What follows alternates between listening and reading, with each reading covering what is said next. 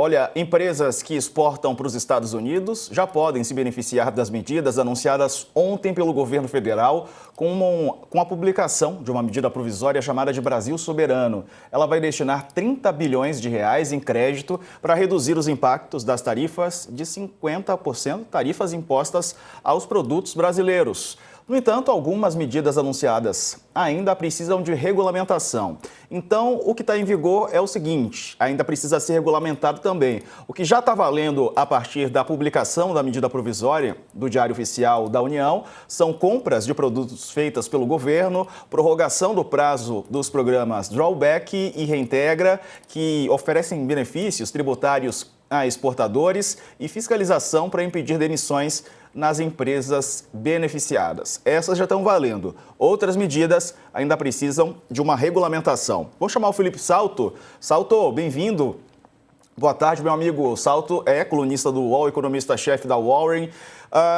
Esse valor, 30 bilhões de reais, Salto, eu sei que vai sair de um fundo, né, do Banco do Brasil, BNDES, salvo engano, né, mas corre o risco de o Brasil perder um pouco daqueles valores que estão sendo previstos no orçamento, por exemplo, ser usado algum valor que, enfim, poderia ser utilizado para outras questões? Uma boa tarde. Boa tarde, Diego, Letícia e Couto. Prazer estar aqui com vocês. Dizer o seguinte, eu entendo que o governo acertou, Diego, nesse pacote, porque é preciso ter claro o seguinte, nesse momento não há uma medida salvadora, uma bala de prata, para contrapor todo esse pacote que foi anunciado de tarifas pelos Estados Unidos contra a economia brasileira. Mas há, por outro lado, alguns mecanismos pontuais que podem servir, sim, para amenizar a vida das empresas que vão ter seus fluxos de receitas afetados pelo tarifaço. E aí o candidato mais óbvio, de fato, seria o financiamento público, e foi o que foi anunciado basicamente ontem. Os fundos garantidores, o FGE, que é o de exportações, o garantidor de operações e o de investimentos, FGO e FGI, eles são fundos públicos que recebem recursos do Tesouro, então receberam aportes grandes, por exemplo, no caso dos últimos dois, na época da pandemia. Então é um gasto que já foi feito em favor desses fundos e esses recursos ficam à disposição para serem emprestados, no caso do FGE, por meio do BNDES, que é o gestor desses recursos, com juros mais baixos, né? Então, já é uma coisa que existe e você está expandindo essas condições. Além disso, o governo está colocando mais 4,5 bilhões de reais para aportes nesses fundos que eu mencionei. E a outra linha de atuação, como você adiantou, é uma linha também interessante, que basicamente é o diferimento tributário.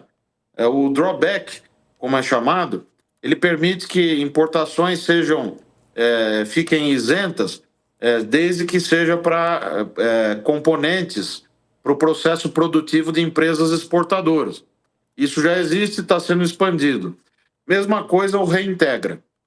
Então, uma característica do pacote é que me parece que a Fazenda conseguiu vencer essa batalha, porque eu fico aqui imaginando que ideias mirabolantes não devem ter faltado nesse momento ao presidente Lula, né, dos seus auxiliares.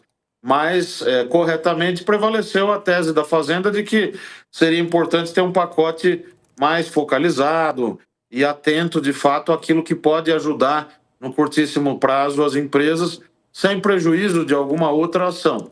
O que preocupa, Diego, e aí eu termino, desculpe a resposta longa, é que tem um impacto fiscal, né? Seja por meio da expansão desses empréstimos, que acaba afetando a dívida pública ao longo do tempo, porque trata-se de juros subsidiados, ou também pelo efeito fiscal desses 4,5 bilhões e mais a renúncia tributária de até 5 bilhões de reais. Se o governo tivesse evitado aquele descontingenciamento de despesas que foi feito em julho, e a gente comentou aqui, ele teria aquele espaço na meta fiscal criado no âmbito do arcabouço fiscal, já pelo atual governo, que é a banda, né? aquela banda inferior de déficit, que é justamente para acomodar choques, eventos não previstos. Mas como todo aquele espaço foi usado, então o que se fez foi mandar um projeto de lei complementar para tirar esses gastos da meta fiscal, que é ruim, é um risco no sentido de transparência, né, perda de transparência e de ficar ensejando gastos novos por fora das regras do jogo, mas foi o caminho que o governo acabou optando nesse momento e dos males o menor. Quer dizer, poderia ter vindo um pacote aí cheio de esquisitices, mas eu acho que eles atacaram os dois pontos mais óbvios e que o governo, de fato, pode ajudar com alguma eficiência as empresas, que é o diferimento tributário e o financiamento. Zé, o coach tem pergunta, né? Diga lá, coach. Você deve ter acompanhado a fala do presidente Lula agora há pouco, né? Ele falou que não vai ficar chorando, vai procurar outros parceiros. A gente sabe que não é tão simples assim, né? Os Estados Unidos é um grande parceiro comercial do Brasil e não é de um dia para o outro que você acha outros parceiros, né? O que você acha que poderia ser feito nesse momento para ampliar o número de países que podem importar produtos do Brasil? A curto prazo, o que é possível fazer? Olha, eu entendo essa fala do presidente Lula, mas eu vejo o que aconteceu, por exemplo, com a Europa, com o próprio Japão, no caso da China também. É claro que é difícil comparar esses casos com o caso do Brasil, mas eles foram à mesa de negociação, alguns mais rapidamente, outros demorando mais, conseguiram reverter parcialmente por meio de negociações, do uso de todo o arsenal diplomático, conseguiram reverter. No nosso caso, eu acho que o governo começou bem. O próprio ministro, vice-presidente Geraldo Alckmin, estava comandando isso, né, na linha de frente, e depois teve até aquela reunião do nosso chanceler Mauro Vieira com o secretário dos Estados Unidos e também o agendamento da reunião com o Haddad, com o seu par lá nos Estados Unidos, que depois foi desmarcada. Então, essa sequência de eventos mostra que talvez o governo esteja um pouco, agora, nesse momento, errando a mão de simplesmente achar que basta fazer essa política interna de conceder algum crédito, diferir impostos e lá fora aumentar o tom e ficar brigando. Eu acho que nós temos que ir por uma linha de negociação, de diplomacia, de tentar reverter, pelo menos pontualmente, para itens que são muito importantes aqui para o Brasil, que ainda estão sobretaxados com essa maluquice dos 50%, que não tem justificativa alguma. A outra frente é a OMC. Também nós já entramos. É difícil, né, que dê algum resultado efetivo, porque a maior economia do mundo simplesmente dá de ombros para a Organização Mundial do Comércio, mas é importante também que a gente tenha aberto essa frente. E uma coisa mais difícil, que eu acho até que o presidente Lula ensaiou, é essa tentativa de juntar outros países em mesmo estágio de desenvolvimento, porque juntos eles têm mais força para eventualmente planejar o que seria para mim uma etapa lá posterior, algum tipo de retaliação, etc. Eu acho que nesse momento é reconhecer que a gente é o lado mais fraco dessa história, não abaixar a cabeça, tem que defender a soberania e tudo mais. Nisso eu acho que, e tenho dito isso, acho que o governo está acertando, mas também evitar, né, provocações desnecessárias, né? Esse negócio da moeda, por exemplo, da moeda dos BRICS, o próprio Rubens Recupero, o ex-chanceler, ex-ministro da Fazenda, ex-embaixador, já falou numa entrevista recente para o Estadão que é pouco útil, né? É pouco prático ficar insistindo nisso, porque acaba sendo visto como uma espécie de provocação e não vai dar resultado no curto prazo. Em que pese haver uma racionalidade em se pensar alternativas ao dólar, do ponto de vista das transações comerciais e tal.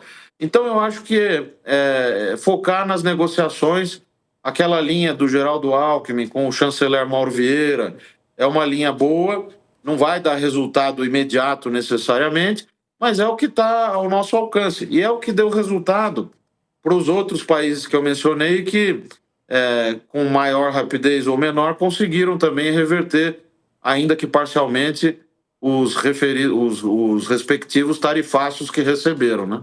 Ô Salto, o crédito mais barato, será que pode impactar, por exemplo, na queda da taxa de juros aqui do Brasil? Eu acho que o crédito subsidiado é sempre uma forma de você compensar esse juro estratosférico que nós temos aqui no Brasil, né? É óbvio que isso é uma coisa pontual para as exportações, para as empresas exportadoras, mas, de fato, a situação do crédito e do financiamento das empresas em geral só vai melhorar mesmo, Diego, a meu ver, quando a gente conseguir iniciar um novo ciclo de queda da Selic. Eu não acho que está longe, viu? Porque se a gente observar a própria ata do Comitê de Política Monetária, eles reconhecem a desaceleração da atividade econômica, reconhecem que o dólar mais baixo também ajuda na inflação, ajuda a conter a inflação doméstica, e as próprias expectativas, por exemplo, coletadas pelo Banco Central por meio da pesquisa Focus, têm mostrado um cenário mais benigno para a inflação. Então, isso pode, a médio prazo, digamos, do fim desse ano até metade do próximo, trazer um quadro melhor para as empresas. Enquanto isso não acontece, aí nessa frente específica de guarnecer os exportadores, tem essa frente anunciada ontem, e tem uma que eu até escrevi aqui no UOL na minha coluna, acho que na penúltima, junto com o Roberto Janete da Fonseca, que são os ACCs, né, os adiantamentos de contrato de câmbio.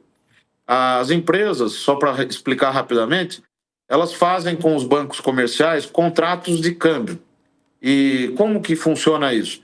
Então, se eu sou uma empresa que exporta determinado produto e sei que vou receber uma receita em 6 meses, por exemplo, eu adianto os recursos com um banco qualquer, esse banco vai acordar uma determinada taxa, né, comigo, e passado esse prazo, o contrato é liquidado com a receita que vai entrar das vendas.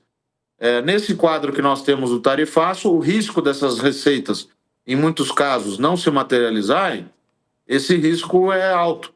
Então, o que o Banco Central pode fazer? Ele pode guarnecer com dólares, né, os bancos, não vendendo reserva, mas fazendo espécies de empréstimos, que são os leilões que o Banco Central faz com direito de recomprar a moeda num determinado prazo.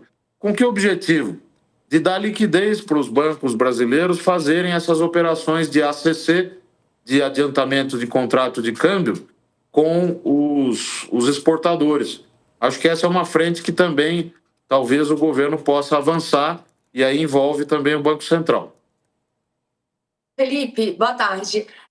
Sobre o pacote de tarifaço, na sua avaliação, é possível que o Congresso acabe desvirtuando muito o pacote elaborado pelo governo federal? Qual que vai ser o maior desafio da equipe econômica ali? Eles estão se preparando para isso? Como que vai ser essa relação com o Congresso? Olha, Letícia, sempre tem aquela brincadeira que eu me lembro quando eu fui assessor do senador Zé Serra, lá no Senado, e depois também na Instituição Fiscal Independente, também no Senado, eu ouvia sempre que é aquela coisa de que no Congresso o projeto sempre entra um camelo e sai do outro lado uma bicicleta, né? Então, esse risco de haver distorções sempre existe. E vale lembrar que a agenda do Congresso está entupida, né? Porque tem o orçamento, o prazo está chegando, é 31 de agosto, o governo tem que mandar o orçamento. Tem as diretrizes orçamentárias que nem foram aprovadas ainda. Tem a questão da meta fiscal do ano que vem, se vai alterar, se não vai, no âmbito desse projeto de diretrizes orçamentárias. Tem a medida provisória dos títulos isentos, né? LCI, LCA, debênture incentivada, que o ministro Haddad aposta muito para ter uma arrecadação adicional no que vem. E as outras questões, como a reforma do imposto de renda, também está pendurada lá no Congresso. Então, em meio a esse contexto já bastante conturbado, chega agora um projeto de lei complementar, que é um projeto que basicamente exclui aquelas despesas do pacote, né, da meta fiscal. Precisa disso porque o arcabouço fiscal ele só permite que o crédito extraordinário, que é um instituto previsto na Constituição, fique de fora do teto de gasto, mas não da meta de resultado primário, né, receita menos despesa. Então, por isso que esse projeto foi necessário. E a medida provisória também é importante porque vai guarnecer, onde estão previstos todos esses itens do pacote. Agora, O Congresso pode modificar, pode querer tirar as manguinhas de fora, sempre tem esse risco. O que vai precisar é a Fazenda ficar cuidando de perto ali, para que não aconteça aí uma distorção, né? Um desvirtuamento desse projeto inicial. Vamos acompanhar isso. Salto, obrigado por hoje, meu amigo. Um abraço para você. Eu que agradeço aí. Boa tarde, bom final de dia a todos aí. Valeu.